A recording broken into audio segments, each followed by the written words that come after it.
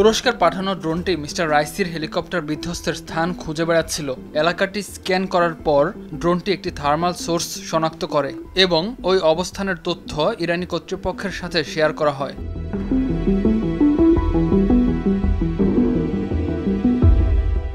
এটি ছিল তুরস্কের বায়রাক্তার আকিঞ্জি মডেলের একটি ড্রোন, যা কয়েক ঘন্টা অনুসন্ধানের পর সোমবার সকালে উত্তর পশ্চিম ইরানে প্রেসিডেন্ট রাইসির হেলিকপ্টারটির ধ্বংসাবশেষ শনাক্ত করে।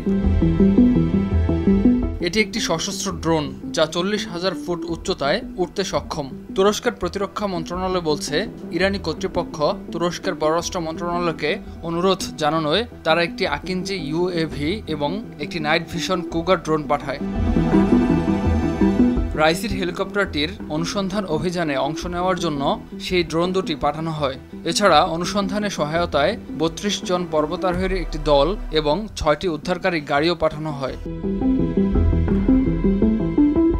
তুরস্কের পরিবহন মন্ত্রী আব্দুল কাদির ইউরাউলু বলেন, ইরানের প্রেসিডেন্ট এবং পররাষ্ট্রমন্ত্রী যে হেলিকপ্টারে ভ্রমণ করছিলেন সেখানে সিগন্যাল সিস্টেম চালু ছিল না বা সেরকম কোনো ব্যবস্থাই ছিল না।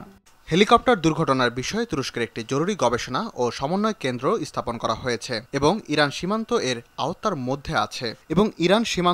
আওতার মধ্যে আসে। আমরা হেলিকপ্টারটির সংকেত খোঁজার চেষ্টা করেছি, কিন্তু দুর্ভাগ্যবশত সিগন্যাল সিস্টেম সম্ভবত বন্ধ ছিল বা হেলিকপ্টারটিতে সেই সিগন্যাল সিস্টেম ছিল না। এজন্য আমরা তাদের কোনো সন্ধান পাইনি। মন্ত্রণালয়ের এক কর্মকর্তা বিবিসিকে জানিয়েছে, হেলিকপ্টারের সংকেত শনাক্তের জন্য ইরান থেকে সাহায্যের জন্য অনুরোধ করা হয়। এরপর সংকেত খোঁজার চেষ্টা করেও কোনো ধরনের সংকেত পাওয়া যায়নি। ইমতিয়াজ আহমেদ, RTV।